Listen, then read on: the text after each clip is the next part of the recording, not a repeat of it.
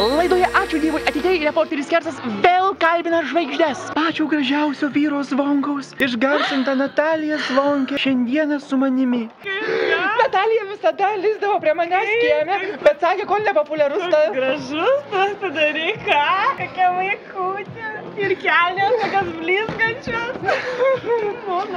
Dabar Natašenka sakė, pavarys geriau už Atlantą ir dabar papasako savo istoriją, kaip ketina pastoti nuo Linučio Arbeno Zvonkaus. Prašau. Nu, už Atlantą geriau nepavarysiu, žinokit. Nu, kad ir kaip benorėčiau, manau, nebeišeitų. O dabar Natalijos išmislas. Ji reikalavo parodyti prieš kamerą specialų špagatą natališkai. Prašau. Laikyk mane. Ai, Natalija tokia sunki, kad tai sensacingos naujienos. Natalija pastambėjo 2 kilogramais. Priblokštas Natalijos Zvonkės. Dabar aš su dar labiau priblokškinčesniu žmogum, Jonu Radzevičiumi, visokių tenais trukdytojų man. Ir dabar jisai sakė papasakos istoriją apie savo ten visokias nesąmonės, kurias išdarinėjo su kažkokia kaimietė. Jonai, kas tai per kaimietį? Gražiai, papinga juodaplaukė. Jonas taip yra ne veltui. Jis man pažadėjo atlikti Vyturio giesmę bei Vyturio šokį.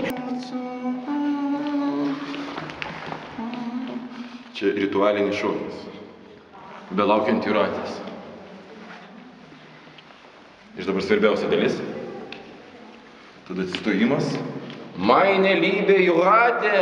Tai buvo visų kaimo moterų viliojimo šokis, kurį jums pristatė Jonas Radzevičius. O čia aš, reporteris Kersas, einu vilioti jūračių.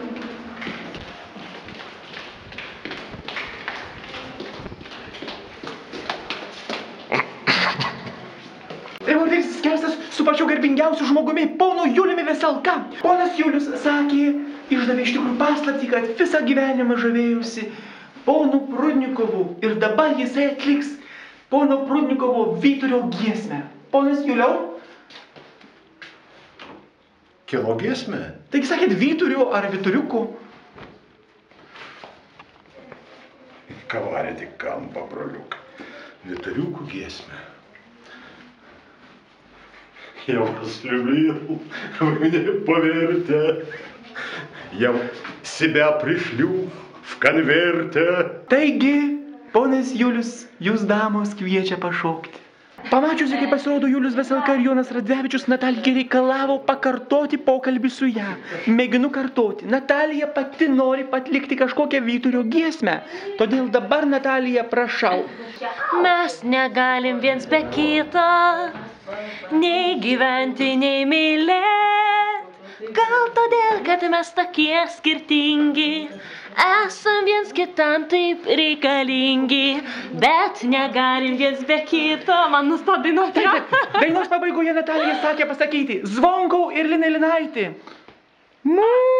Zina ir aš atsisveikinam. Čia Ačiū Dievui atėjai.